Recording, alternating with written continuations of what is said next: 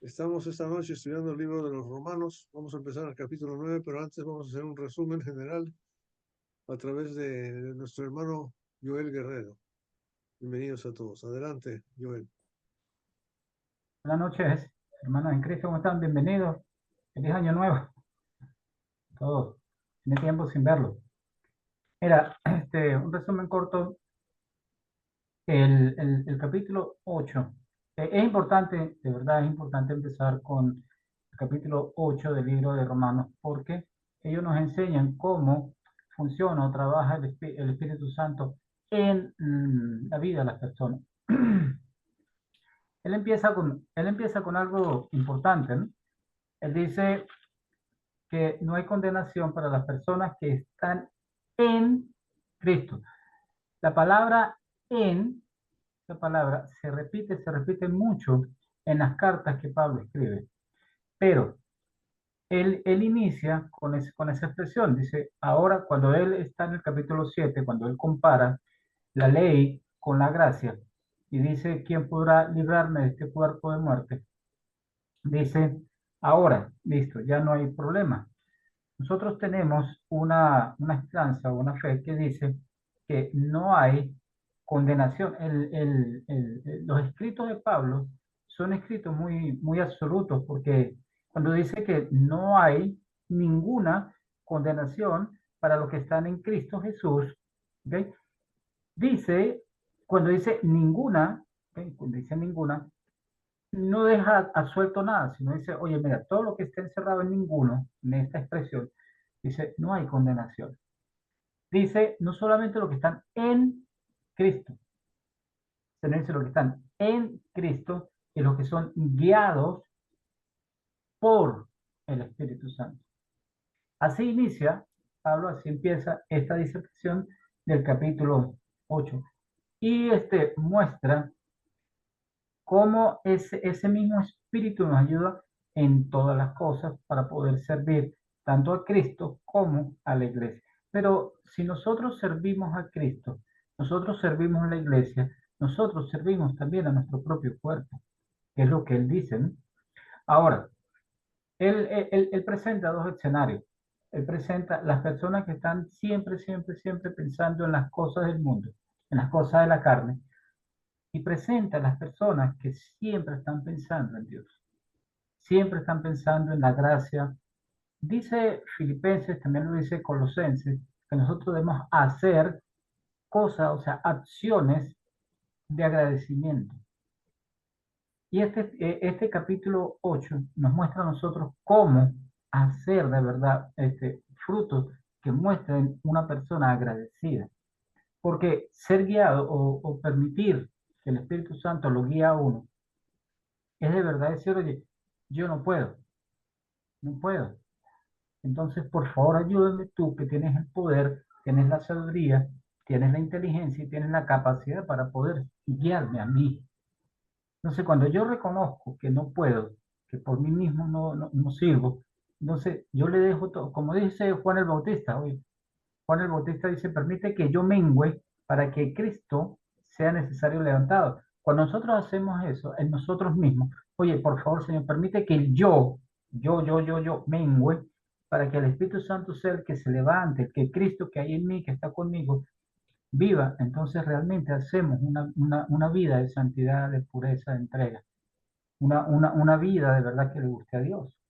Pero en estos dos escenarios, las personas que piensan siempre en la carne, en las cosas de la carne, ellos van por caminos inciertos hacia un mundo incierto y malo. Las personas que siempre están pensando en Cristo son personas felices, se les nota en la cara. Hay un cántico en la iglesia que dice, la gloria de Jesús en ti resplandecerá. Y la gente cuando dice, uy, tú tienes un brillo bonito. ¿Por qué? Porque siempre estoy pensando en un Cristo.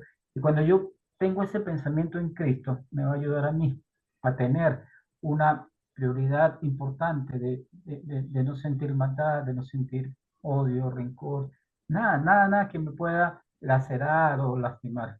Ahora, en los privilegios que nosotros nos dan, que nos muestra de todo este capítulo, el hecho de ser hijo de Dios, el hecho de ser un heredero con Cristo, si Cristo está resucitado y Él vive en los cielos, entonces también igual yo tengo el privilegio de vivir en la eternidad con Cristo, porque Él se fue al cielo a preparar el lugar para mí y para todos nosotros. O sea, nosotros debemos tener claro este capítulo 8, que es la cumbre para comenzar ya el nivel absoluto de lo que Pablo quiere decir en cuanto a la santidad.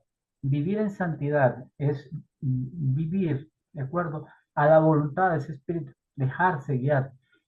Lo más difícil que hay para las personas es eso, dejarse guiar.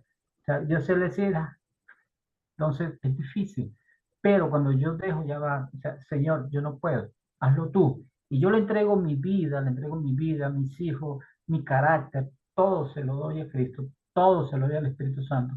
Él lo toma y lo convierte en instrumentos para servir en la iglesia, para servir a su hermano, para bendecir. Ojalá este 2024 sea un año en el que todos nosotros sé que somos guiados por el Espíritu Santo, pero a veces como que ya un momentico y yo me meto por aquí y ahora te retomo. Sino todo lo contrario, sea realmente un año en el que el Espíritu Santo y nosotros tengamos conciencia de que tenemos el Espíritu Santo, de que el Espíritu Santo vive dentro de nosotros y que es un instrumento demasiado puro para poder servirlo y ponerlo al servicio de la iglesia, de uno mismo. Porque de qué me suple a mí servir en la iglesia, servir a otros, y cuando me meto dentro de mí, no puedo hacer nada, porque simple y llanamente está esa duda. Hay un pensamiento que dice que a la fe y la desesperación nunca van unidas, chocan. Yo tengo fe, no puedo dudar, no puedo sentir desesperación. Si yo tengo el Espíritu Santo y Él me guía, de verdad, el Espíritu Santo me guía, me aconseja. No puedo tener el deseo de otra cosa que no sea la santidad. Yo le explicaba a Wendy, yo le explicaba, una persona cuando está llena, está full de comida, mire, le pueden poner el plato de comida más exquisito, el plato con que, wow, que no lo va a mirar, porque está lleno, está full. Entonces, una persona que está vacía, que tiene hambre, entonces le colocan la cosa más mísera y se la come. ¿Por qué? Porque tiene deseo. Cuando yo tengo el Espíritu Santo y ese Espíritu Santo guía mi vida, ese Espíritu Santo orienta todo lo que yo soy. Mira, me pueden poner la situación más fuerte que pueda existir, que de verdad la voy a evitar porque mi concentración está en otra cosa. Pero si el Espíritu Santo está débil, si el Espíritu Santo está apagado, si el Espíritu Santo no tiene la avidez que debería tener, entonces Satanás se va a aprovechar y voy a caer. ¿Por qué? Porque me falta esa orientación, esa seguridad de ese espíritu. Y por eso termina el capítulo 8 diciendo, y el capítulo 8 termina dos cosas. En la primera dice, en el 33 dice, este, ¿quién acusará a los escogidos? ¿Quién acusará a los escogidos? Escuche esa palabra, ¿no? A los escogidos de Dios. O sea, nosotros, cada uno de los bautizados, somos escogidos de Él, cada uno. Entonces debemos tener esa conciencia, decir, wow, fue Dios mismo el que me escogió, fue Él. Dice, ¿quién acusará o quién condenará? A los escogidos de Dios. Dice, Cristo fue el que murió, también el que resucitó, fue Cristo mismo. Entonces, Él está sentado, ¿no?, a la diestra de Dios. ¿Okay? Entonces, hay dos tipos de preguntas que es las que hacen. Si Dios y yo nos amamos, ¿quién podrá separarnos de nosotros? ¿Quién? ¿Quién podrá separarnos? Y observe lo siguiente. En estas dos preguntas existe cómo yo vivo en el mundo y cómo yo vivo mi espiritualidad. En estas dos preguntas. ¿Cómo vivo en el mundo? ¿Qué? Tribulación, angustia, persecución, hambre, desnudez, peligro, todo eso sucede en el mundo. Todo eso sucede todos los días, diariamente. Diariamente nosotros tenemos que vivir una espiritualidad en la carne. Ser espirituales, o sea, debemos ser espirituales, pero sabiendo que estamos viviendo en una carne, en un cuerpo débil. Entonces dice, oye, ¿qué no sé? Si yo tengo ese amor con Dios, ¿quién puede separar? ¿Quién puede separar el amor de Dios conmigo? ¿Quién? Y dice todo esto porque lo vamos a sufrir, vamos a tener problemas como el perrito como el perrito de Ender. Oye, estaba preocupado, sí, pero eso no lo separó del amor de Dios. Porque mientras estamos en el mundo, vamos a tener dificultades, problemas, etcétera. Pero también tenemos una batalla en el cielo, que es la segunda pregunta que hace Pablo. Pablo dice, este, Pablo dice, antes de todas estas cosas somos más que vencedores. ¿Por qué? Porque no importa lo que tal, dice que ni la muerte, ni la vida, ni ángeles, ni principado, ni potestad, ni lo presente, ni lo porvenir, ni lo alto, ni lo profundo, ni ninguna otra cosa que nos podrá separar del amor de Dios. Entonces, ni el mundo y sus problemas, sus situaciones, ni tampoco las situaciones que se puedan presentar por culpa de la parte espiritual de nosotros nos puede separar si nosotros estamos realmente guiados por el Espíritu Santo. Si no, si estamos débiles y pensando otras cosas y dudando y sintiendo otras cosas, vamos a perder. Pero ojalá que este 2024 sea un año donde el Espíritu Santo crezca en nosotros, avivamos el fuego de ese Espíritu que está entre nosotros y podamos servir con más ahínco, no solamente a la iglesia, primero a nosotros para poder tener la fuerza de servir a otros y tener el deseo de querer llevar el Evangelio a muchas personas y poder servir a muchos más, muchos más. Entonces, ese es un pequeño resumen de este capítulo. Gracias, hermano. Gracias, Joel. Realmente tocaste el nervio primordial del libro de Romanos. O sea, no hay duda de que el capítulo 8, el versículo 1, quizás es el centro del el cuadro grande, o sea, el propósito, el contexto, la, la, lo que realmente se está comunicando. Y eso es que no hay condenación en los que están en Cristo Jesús. Ese es el desarrollo de todo el tema. Si ustedes se fijan, antes de empezar el capítulo 9, el capítulo 1 de Romanos dice en el versículo 4 que fue declarado Hijo de Dios, hablando de Jesús, ¿verdad? Declarado Hijo de Dios con acto de poder conforme al Espíritu de Santidad por la resurrección de entre los muertos, nuestro Señor Jesucristo. Fíjate lo que dice el 5, y es por medio de Él, ¿de quién? De Jesucristo, que hemos recibido la gracia y el apostolado para promover la obediencia a la fe entre todos los gentiles por amor de su nombre. ¿Cuál es la finalidad? De promover la obediencia. ¿Para qué promover la obediencia? Para la salvación. Y eso lo vemos en el versículo 16. Porque no me avergüenzo del Evangelio, porque es el poder de Dios para la salvación a todo aquel que cree, del judío primeramente y también del griego, o sea, del extranjero. ¿Verdad? Entonces está escrita al israelita por herencia física o material o carnal y a todo el mundo por herencia espiritual. Y la idea es que hay una salvación, hay una vida eterna, hay una ausencia de condenación y el medio es Cristo Jesús. Y ahora, antes de entrar al capítulo 9, el versículo 14 del capítulo 1 introduce el capítulo 9, porque el versículo 14 dice, tengo obligación, otra versión dice, estoy endeudado para con todos los bárbaros, para con todos los sabios, para con todos los ignorantes, o sea, los gentiles, todo el mundo. Me siento endeudado. ¿De qué? Así que por mi parte estoy ansioso de anunciar que el Evangelio, al Evangelio, a los que están ustedes que están en el robo. ¿Por qué el Evangelio? Porque es el poder de salvación. El poder de salvación nos va a decir que es a través de Cristo Jesús. La tesis sigue declarándose en Romanos capítulo 5, por ejemplo. Dice, por tanto, habiendo sido justificados por la fe, versículo 1, tenemos paz para con Dios por medio de nuestro Señor Jesucristo, otra vez, por medio de quien también hemos obtenido entrada por la fe a esta gracia. ¿Cuál es la gracia? La salvación, el perdón de los pecados, en la cual estamos firmes y nos gloriamos en la esperanza de la gloria de Dios. ¿Cuál es la esperanza? La vida eterna. Lo va desarrollando ahí punto por punto. ¿verdad? Con eso dice el capítulo 7, la pelea contra el pecado, y que la ley no funcionó para quitar el pecado, pero cuando morimos al pecado, capítulo 6, otra vez la salvación, ¿verdad? Del bautismo. Capítulo 6 del 1 al 5 nos declara otra vez lo que es el valor del bautismo. ¿Y es en quién? En Cristo Jesús. Otra vez, pues siempre está ahí en medio de todo el asunto, Cristo Jesús, ¿verdad? Y en el capítulo 8 ya como conclusión, ahí lo dice precisamente, por tanto ahora no hay condenación para los que están en Cristo Jesús. ¿Quiénes?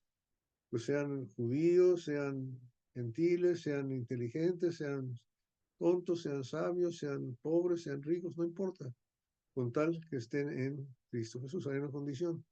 Y la fe en Cristo Jesús, en entender lo que es su gracia, es lo que nos lleva, ¿verdad? Y luego la última parte del capítulo 8, con razón, nos habla de la victoria en Cristo, como concluyó. Ahora,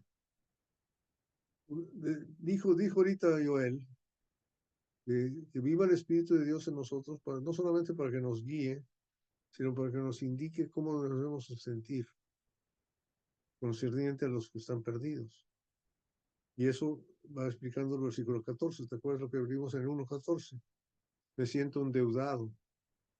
Imagínate que tú andes por este mundo viendo a la gente que va contigo en el bus, en el taxi, caminando, trabajando contigo, estudiando, lo que sea, y que te sientas que le debes algo. Yo le debo a esta persona. ¿Qué le debo? El Evangelio. ¿Qué le debo al Evangelio? O sea, que te sientas, o sea, que te duela que porque esta persona no tiene el Evangelio se va a perder. Y se va a perder. Eso es lo que está hablando aquí. Fíjate qué tremendo es este Dios de nosotros. Está desarrollando lo que dice es Oseas capítulo 2, versículo 13, creo, 14 por ahí. Dios le dice, le duele castigar a las gentes. Isaías capítulo 53 dice, prefirió sufrir el agravio, ¿verdad? Ser clavado en una cruz antes de castigarnos, porque prefiere él morir en nuestro lugar. Ese sentimiento le duele que vernos perdidos. Entonces, por eso dice el capítulo 9, digo la verdad en Cristo, versículo 1, no miento, dándome testimonio mi conciencia en el Espíritu Santo, fíjate bien, de que tengo gran tristeza y continuo dolor en mi corazón. Si el Espíritu está en ti, tienes que cambiar de meta, carrera, de profesión. ¿Qué eres? Arquitecto, ingeniero, abogado, esposa, madre, padre, hijo, estudiante. ¿Qué te parece evangelista? ¿Qué te parece que tu conciencia, cuando tienes el Espíritu de Dios, te apremia y te dice, mira, este es tu vecino, este es tu hermano, este es tu pariente, este es tu amigo, se va a perder, va a ir al infierno cuando se muera. Va a sufrir todos esos problemas, pero se va a ir al infierno. Gran dolor, continuo dolor, y de aquí lo explica, versículo 3. Porque desearía yo mismo ser anatema, ser condenado, separado de Cristo, por amor a mis hermanos, mis parientes, según la carne. Y quiero que paremos ahí solamente. ¿Cómo se siente una persona hacia otro que está en pecado? En vez de criticar y decir, mira, este está en pecado, se vaya al infierno.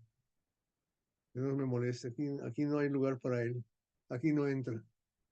En lugar de decir eso, que me duele y decir oye, yo desearía, ¿verdad? Yo mismo ser castigado por el pecado de él para que él se salvara. ¿Quién hizo eso? ¿Quién hizo eso? Cristo, ¿verdad? Él se quitó la vida él solito, ¿o no? Él tomó la decisión, no tenía que hacerlo, pero prefirió sufrir. Por eso el Evangelio es el poder de salvación. Poder de salvación. El buen samaritano, muy bueno, ¿sí? Así también, definitivamente. Pero mejor ejemplo que Cristo no hay. Ahora, cuando pensamos en eso, Antes de seguir adelante, quiero que desarrollar esa idea tan importante que comienza el capítulo 9, de, que va desarrollándose. Yo quiero saber si realmente estoy entregado a Cristo. Lo que me está diciendo, si yo realmente estoy entregado a Cristo, me debe doler que otros seres humanos que están a mi alrededor, que no conocen a Cristo y no conocen el Evangelio, se van a perder, se van a condenar. Tengo que acordarme de lo que dice 2 Tesalonicenses, capítulo 1, versículo 8. Los que no conocieron a Dios y no obedecieron el Evangelio, sufrirán pena de eterna perdición. Ahí está. Más claro no puede estar. Me debe de doler, me debo de sentir mal. Debo tener lástima y querer enseñarles y sacarles ese adulterio. Gálatas capítulo 6. Fíjate bien, ahí nos lo dicen, más claro no puede estar, porque generalmente no es la forma que lo hacíamos. Que en la ley judaica, ¿qué hacías cuando sorprendías a alguien en pecado? Si sorprendías a una persona en adulterio, para apedrearlo, matarlo, ahí, ¿cómo? Si estaba robando, córtale la mano, ¿sí? En fin, todas clases de cosas. Castigos tremendos. Si tus hijos se portan mal, entrégalos a los ancianos para que los apedreen. Pero aquí es diferente, porque la misericordia de Dios triunfa sobre la justicia. Santiago. Gálatas capítulo 6, versículo 1. Hermanos, aun si alguien es sorprendido en alguna falta, ustedes que son espirituales, no dice castíguenlo, no dice échelo para afuera. ¿Qué dice? Restáurenlo en un espíritu de mansedumbre, mirándote a ti mismo, no sea que tú también seas tentado. Primero, humíllate. Cuando ves a una persona en pecado, considera, yo podría estar en ese mismo lugar, o ya he estado, o estoy, ¿verdad? Yo voy a andar criticando si yo hago lo mismo. Espíritu de mansedumbre. Pero la idea es restaurar. ¿Cómo le voy a hacer? ¿Cómo le voy a hacer para restaurar? Primero, mirándote a ti mismo. Considera tu propia debilidad. ¿Ok? Y luego dice, versículo 2, que es clarísimo. Lleven los unos las cargas de los otros. Otra versión dice, sobrellevar las cargas unos de los otros. Y cumplan así la ley de Cristo. Dejen bien lo que está diciendo. Ahora, sobrellevar cargas, no estamos hablando de maletas, ¿verdad? O baúles. ¿Cuáles son las cargas espirituales que tenemos? Principalmente el pecado. Sobrellevar, cargar con el pecado. ¿Quién cargó con el pecado? ¿Qué es lo que hizo Cristo Jesús en vez de castigar? Él fue a la cruz a morir por nosotros. Por eso es el Evangelio. Es el poder de Dios para salvación. Y nosotros debemos tener ese mismo pensamiento. Volviendo a Romanos 9, fíjate, por eso le dice el versículo 3, es clave, que el apóstol Pablo dice, sería yo mismo ser condenado. ¿Qué es lo que quisiera el anatema? Condenado, maldito. ¿No? Por eso Cristo fue colgado en un madero, porque Deuteronomio 21, 22 y 23 versículos dice, maldito el que es colgado en un madero. Y ellos hicieron ese esfuerzo porque fuera, ¿verdad?, crucificado, porque esa era la costumbre de los romanos, para que fuera considerado por el judío como maldito, como condenado. Y el apóstol Pablo está imitando a Cristo diciendo, quisiera yo mismo ser condenado. ¿Tienes el Espíritu de Dios en ti, sí o no? ¿Te preocupan los demás? ¿Estarías en disposición? No lo tienes que hacer, no tienes que pasar esa cruz, porque ya Cristo ya lo hizo por ti. Esas también son buenas nuevas. O sea, Él, primero para morir por alguien tienes que ser sin pecado, cero pecado. Y aquí todos nosotros tenemos pecado, no calificamos para morir por los demás. Pero Pablo dice, yo quisiera, es una actitud, es una persona, manera de pensar.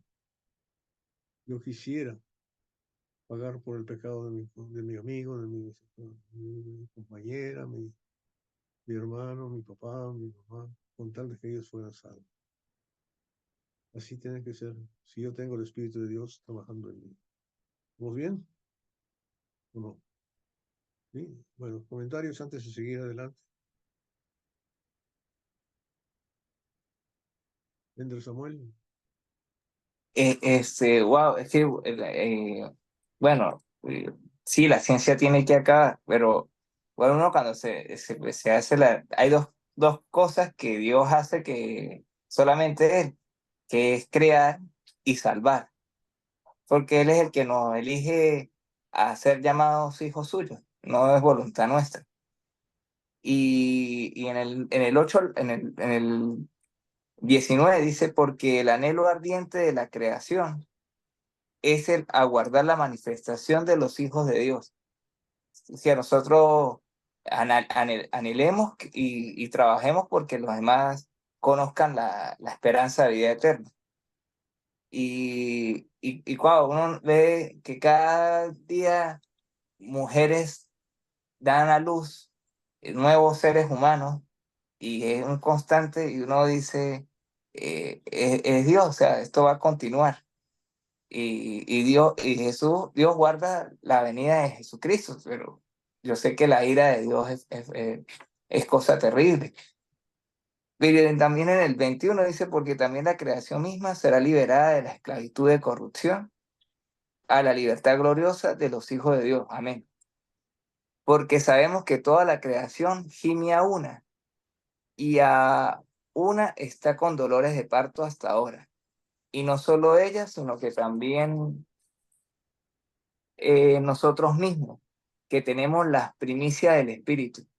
Nosotros también gemimos dentro de nosotros mismos, esperando la adopción, la redención de nuestro cuerpo. Pero lo que a mí me llamó la atención hace rato fue eh, eh, dice, el 20, que dice, porque la creación fue sujetada a vanidad. Eso fue la caída del hombre, dice la vanidad, no por su propia voluntad, sino por causa del que la sujetó en esperanza. Y ahí, bueno, sí, hay cosas que uno de repente no las va a entender, pero es la voluntad de Dios. Y es mejor acatar la voluntad de Dios que el deseo o razonamiento que uno tenga. Y el tiempo es de Él. Eh, Eso, espero, bueno, que Dios me guíe. Eso es lo que le pido. Sí, Ender, gracias, sí, definitivamente. ¿Alguien más? ¿Persona? Hermano Roberto, en el versículo 3 del 9, que dice, porque deseara yo mismo ser anatema, ¿eso es lo que se refería usted a Pablo, que él desearía?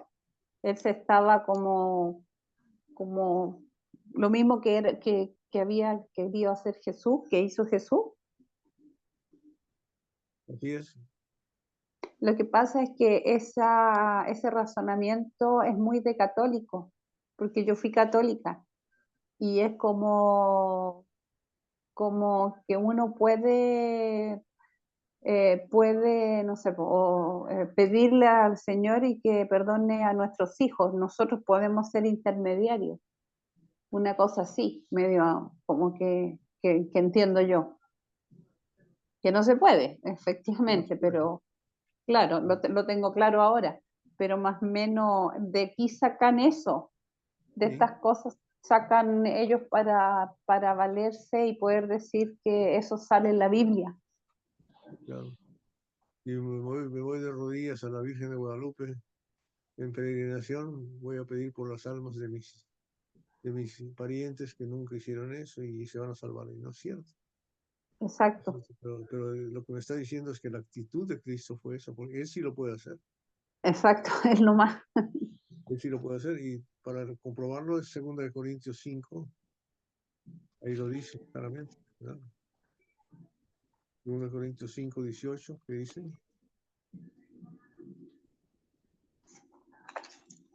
Alguien lo puede encontrar mucho antes que yo, mucho antes.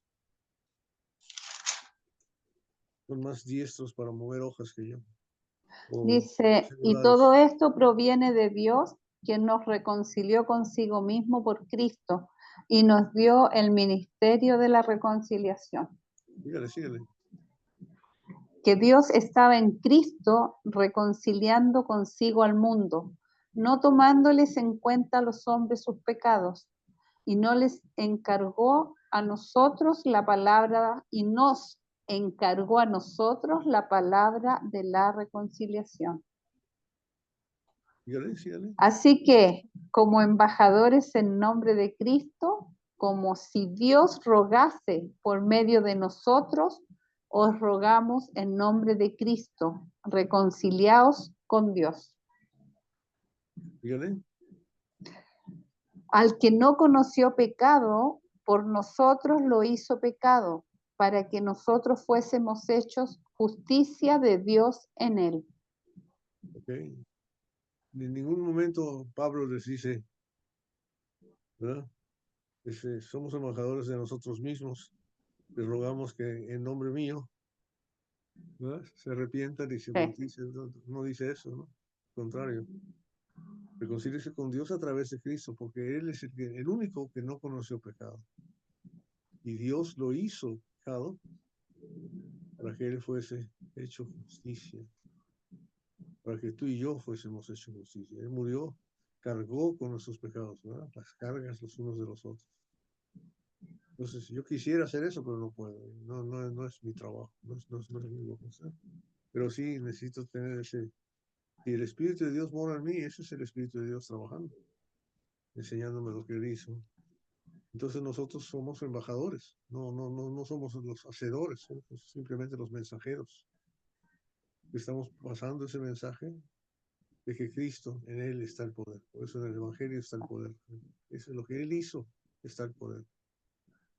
Y si nosotros nos damos la habilidad de perdonar pecados y quitar pecados, como se lo da la Iglesia Católica, inclusive al sacerdote, al cura, que te puede dar la absolución de tus pecados.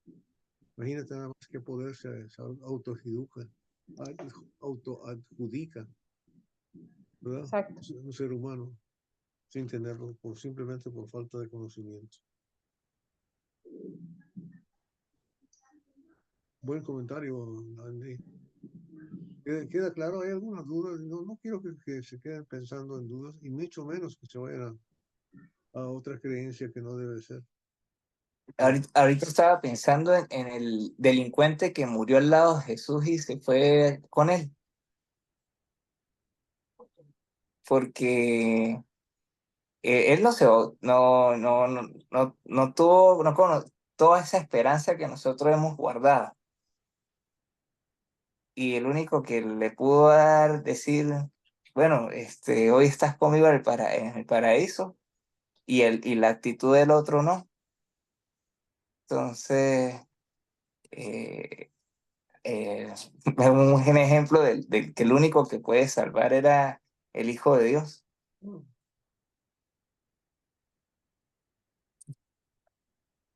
Además que el bautismo no se había establecido. Ajá. Como medio de salvación hasta Mateo 28, 18 y 20, ¿no?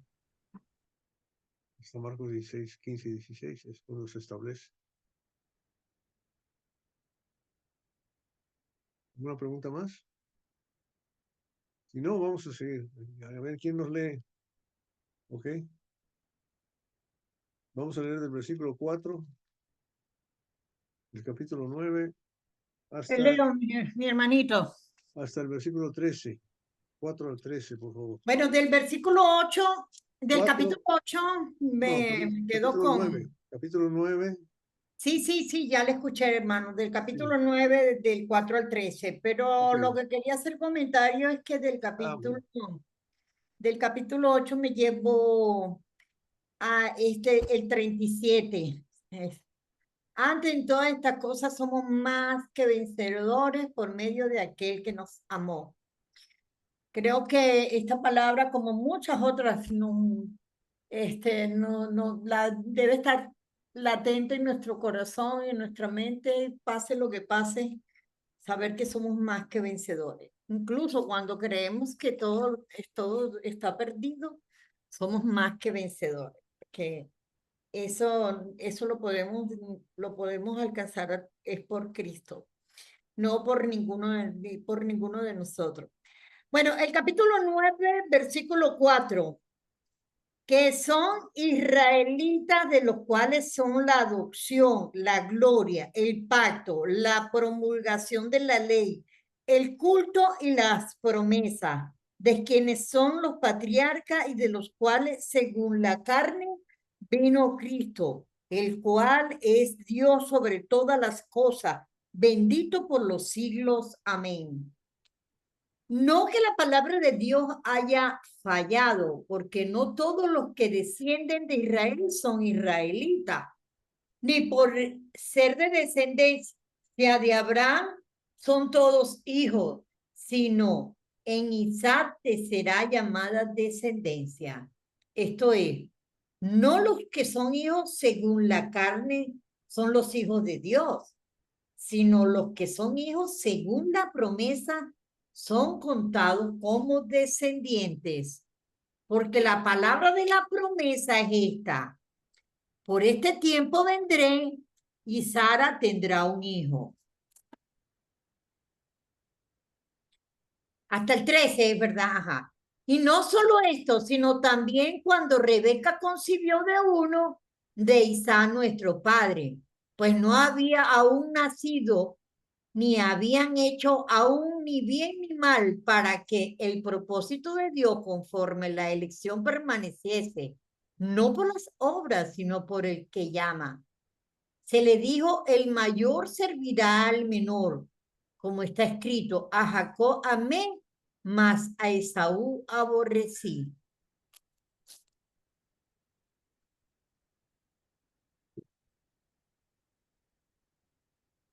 Okay. Muy interesante lo que estamos leyendo, ¿no? Porque otra vez hablando de enseñanzas falsas, al principio del capítulo 8, citó Joel que no hay condenación para ninguno. Y la gente, claro, dice para ninguno de los que están en Cristo, ¿no? Los que están en Cristo Jesús. Pero, y esa palabra de totalidad, hay mucha gente que lo dice. También lee en Hebreos capítulo 9, ¿verdad? Donde dice, cuando uno murió por todos, ¿verdad? Segundo de Corintios capítulo 5 dice lo mismo, uno murió por todos, entonces todos están salvos. Hay sectas de enseñanza falsa que le dicen no hay condenación. Y todo el mundo nos vamos derechito para el cielo de aquí, independientemente de lo que hicimos por la gracia y misericordia de Dios, ¿verdad? Y entonces la gente dice, cuando leen pedacitos, por ejemplo, leen Colosenses, todo lo que hagamos sea para la gloria y honra del Señor, entonces podemos robar, podemos matar, podemos asesinar, podemos mentir, en el nombre de Cristo Jesús, gloria a Dios, y no es cierto, no es cierto, pero a veces se vuelve uno sordo. Entonces, la enseñanza es muy clara y me gusta que lo pone aquí porque dice, el hecho de que él haya prometido la venida de Cristo a través de los israelitas, no son todos israelitas, sino solamente los descendientes de Abraham a través de Sara, solamente a través de Isaac, y de Isaac solamente de Jacob, no de Saúl, y así se va desmenuzando hasta llegar a Cristo, a David y luego hasta Cristo. Entonces la salvación no es para todos en ese sentido. Inclusive no se puede interpretar como para todos, sino lo limita en el capítulo 8, versículo 1, los que están conformes a Cristo Jesús, conforme al Espíritu de Dios. Conforme al Espíritu de Dios. O sea, hay una condición que nos hace hijos de Dios. Y entonces nos va a indicar aquí mismo en el capítulo 11, después de parte del 9 aquí, nos va a indicar que hay una segregación, un remanente, una cantidad pequeña. Entonces dice ahí, si lo vemos claramente, versículo 6, no es que la palabra de Dios haya fallado, ¿no? Y otra vez está yéndose a alguien que está Es lo que está diciendo el falso. Que la palabra de Dios falló. A veces la única forma de sostener una teoría de uno mismo, una creencia, es decir, no, es que la palabra no sirve. Lo dice bien, es que no supieron escribir estos tipos. Y así le van enseñando. ¿Verdad? A veces escuchamos, no, solamente las palabras en rojo, en la Biblia que tiene la palabra de Cristo, esas son las únicas que son inspiradas, los demás no es inspirado. ¿Y quién decidió eso? ¿Quién tomó esa decisión? ¿Dónde se limita? ¿Verdad? Entonces aquí nos está diciendo cómo se debe limitar quién es salvo y quién no es salvo. ¿Quién es libre de condenación? ¿Quién puede estar tranquilo? ¿Quién no puede estar tranquilo? ¿Verdad? ¿Quién puede ser vencedor? Y volviendo al versículo 37 que citó ahorita Alex, ese es el beneficio para mí de la tesis de que no hay condenación para los que están en Cristo. No se olviden que dice somos más que vencedores, que hay un opuesto. ¿Qué son los que no están en Cristo Jesús? ¿Qué son? Son menos que perdedores, o sea, están verdaderamente molados, ¿verdad? Están fritos, menos que perdedores, porque si estamos hablando que más de vencedores, pues el opuesto es, por eso debe darme continuo dolor de corazón y tristeza, ¿verdad? Apuntémonos al evangelismo, pues, apuntémonos a tener realmente el Espíritu de Dios para pensar en la importancia de salvar almas. ¿Ok? Entonces está dando el ejemplo de cómo Dios ha decidido en una forma u otra a través de qué va a ser llamada su descendencia. Y esa descendencia no es que sea perfecta, si nosotros la analizamos, tenemos todo el Antiguo Testamento para ver tantas equivocaciones, errores y pecados que cometieron los hijos de Dios, ¿verdad? Pero el resultado para ellos fue condenación, fue muerte, fue pobreza, fue perder muchas cosas, ¿verdad? Pero siempre ha habido un remanente que sigue obedeciendo, que sigue haciendo las cosas de Dios, ¿verdad? Por eso dice la palabra en 2 de Crónicas, capítulo 16, versículo 9, los ojos de Dios contemplan todo el mundo buscando aquel cuyo corazón sea recto para con él.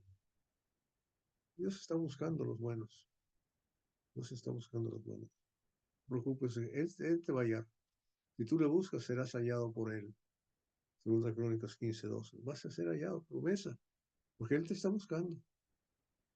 Él te está buscando y te va a salvar, no te va a dejar. ¿Ok? Entonces da la descendencia. Y sí, va a seguir defendiendo. Cuando él le va diciendo esto, aquí va a tener que dar una explicación sobre lo que nosotros llamamos equivocadamente la predestinación, ¿no? Entonces siempre decimos, no, pues entonces Faraón estaba predestinado a morir y Judas estaba predestinado a hacer todo eso, no tenía otra ocasión. No, Señor, Dios es Dios y Dios tiene la bondad tremenda de darte a ti libre albedrío. Tú puedes escoger lo que quieras hacer y te da esa libertad y tú tienes esa libertad completa. No es que estás forzado, no estás posesionado por nadie. Eso no es cierto, ¿no? La predestinación tiene esa idea. Y simplemente estas cosas, Dios sabe el futuro y sabe lo que va a pasar. O cómo sabe Él, pero no es que no nos haya dado oportunidad. Es más, en la última cena, cuando está Jesús con los apóstoles, del capítulo 13 de Juan, le dice a Judas, ve y haz lo que tienes que hacer, haciéndole entender a Judas que él sabía para ver si se arrepentía. Pero de todos modos no se arrepintió, pero le dio la oportunidad. Y dice la palabra ahí mismo en el Juan 13, que los amó hasta el fin, a los dos. Hasta el fin, los siguió llamando. Amó a Judas, el que lo iba a traicionar. Amó a Pedro, el que lo iba a traicionar. Y Pedro sí se arrepintió. Judas no. Gerson, adelante.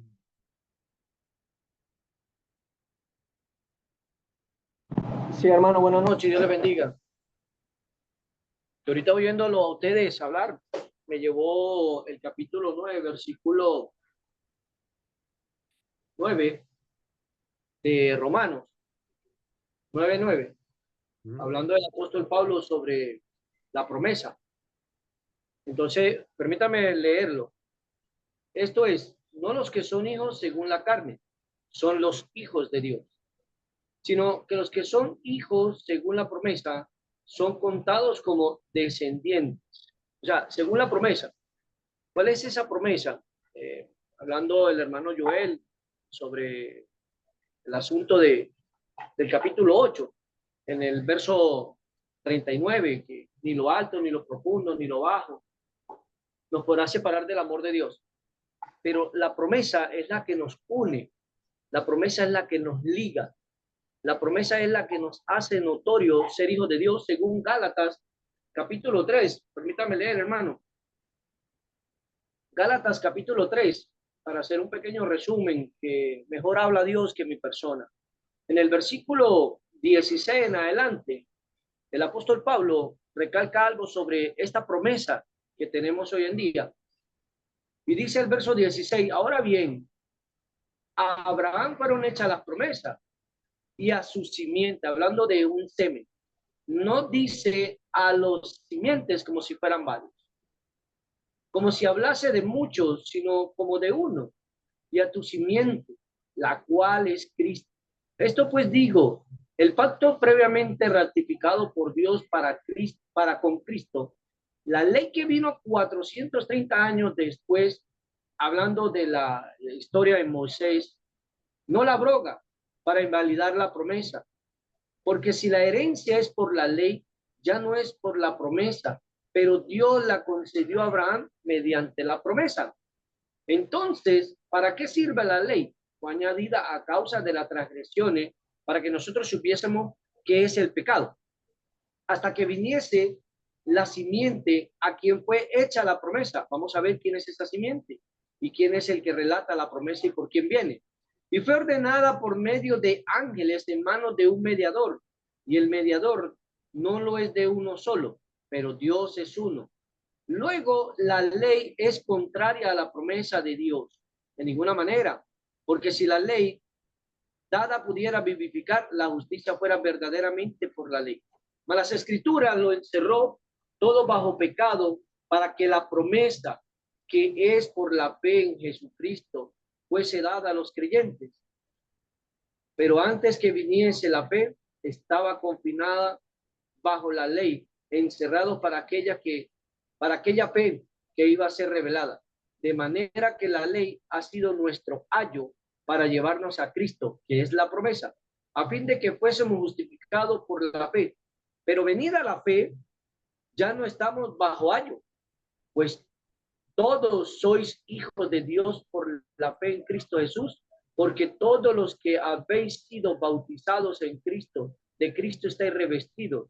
Ya no hay judío ni griego, no hay esclavo ni libre, no hay varón ni mujer, porque todos vosotros sois uno en Cristo Jesús. Y si vosotros sois de Cristo, ciertamente linaje de Abraham sois, y herederos con la promesa.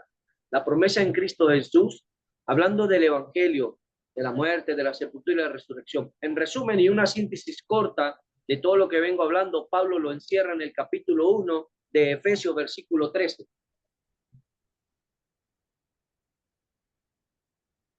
Y dice la palabra de Dios, Pablo, enseñándonos acerca de esta promesa que habla en Romanos capítulo 9, verso 9. Y esta promesa dice, en él también vosotros, habiendo oído la palabra de verdad, el evangelio de vuestra salvación, y habiendo creído en él, fuiste sellados con el Espíritu Santo de la promesa. Como yo obedecí y fui a las aguas del bautismo creyendo que Cristo murió por mi pecado, fue sepultado y resucitó al tercer día para reconciliarme con Dios, Él me otorga esa promesa para que el día que venga el Señor a buscar su amada iglesia, su esposa, seamos nosotros notorios ante Él. Sin la promesa, Él no nos va a encontrar. Ese era el resumen, hermano. Tremendo resumen, Gerson. Y qué claro, qué clarísimo está. Dios te bendiga. Amén. Ese es el resumen. Qué bonito para entenderlo, ¿no? Y qué fácil es cuando Dios está obrando en nosotros. ¿Ok? Bien. Bueno, hermanos, ya son las 7 y todavía no hemos llegado ni a la mitad del capítulo 9. Lo vamos a dejarlo ahí y seguimos con el favor de Dios el próximo sábado. Misma hora, mismo canal, misma gente, mismo resumen. Y otra vez espero que haya más cooperación por parte de todos. ¿Alguien tiene algún comentario más o pregunta que quiera hacer que no haya entendido? Para entrar, Hermano, buenas noches, hermano Robert. Dios lo bendiga. igualmente, hermano, ¿cómo está? Bien, bien, gracias a Dios, hermano. Yo quería preguntar, hermano, sobre el predestinamiento. Creo que es podríamos decir que es hasta una filosofía, una filosofía humana, ¿no? Porque hay personas también, hermano, que dicen, no, yo he nacido para triunfar, para ganar. Y otros dicen que han nacido para la desdicha o la desgracia. Y el tema de los reyes, por ejemplo, ellos dicen, ¿no? ¿Por qué él es rey? Yo no soy rey, es que no, es que está predestinado, ¿no? Tiene sangre azul, ha nacido ahí bajo esa estrella, ¿no? Pero bíblicamente, hermano, no es así, ¿no? Bíblicamente es Dios quien nos da el perdón, quien nos da la oportunidad de ser llamados hijos de Dios, como dice Juan.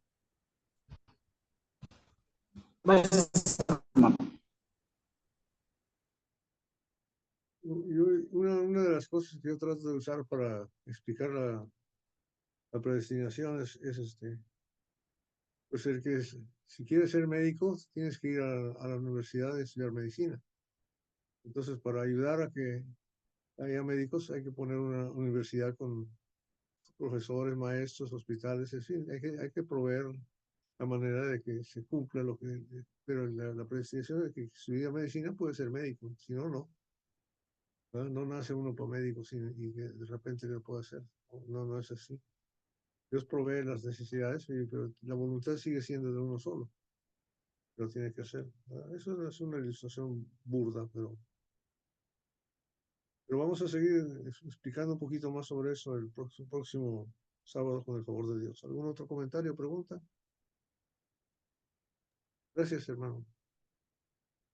Bueno, pero no voy a hacer un comentario de la clase, sino en la oración, ya mañana iniciamos, la congregación inicia en todo el centro de la ciudad y bueno, ya se va a trabajar en el evangelismo ya concentrado en este lugar que es todo lo que es la zona céntrica de la ciudad capital aquí en Ciudad Panamá, para poner pues ese lugar en manos del Señor y que sean muchos los que escuchen y se hagan parte de la familia de Dios. Muchas gracias. Gracias, Alex. ¿Algo más que decir? Que actualmente hay mucha comezón de oír. Hay todos, la creación de Dios gime, como dice la palabra en el capítulo, porque por el plan de salvación. Está, pero la gente no lo conoce. Y por eso también nosotros, como escogidos, conocer bien la palabra para presentar defensa, porque hay muchas doctrinas de hombre. Eso y filosofía, que es lo que confunde y pervierte la voluntad de Dios. La voluntad, sí, bueno, yo me tocó conversar con unos mormones y yo pensé que no estaba preparado para entablar, o sea, sin discutir de la doctrina, y gracias a Dios lo hice bien. Y por arte de magia, bueno, por arte de magia no, gracias a Dios, abrí Gálatas 1. Abrí Gálatas 1 y leí el pedazo del 6 al 10. Y yo tiempo atrás, a pesar de que crecí en la iglesia, pues cuestionaba todo. Siempre he sido curioso. Y leí el libro Mormón. Y hoy día le doy gracias a Dios porque es por humildad, si uno no busca ser humilde, Él no está con nosotros. Ujú. Y hay que predicar. Hay una necesidad de salvar la vida. Ujú. Bien.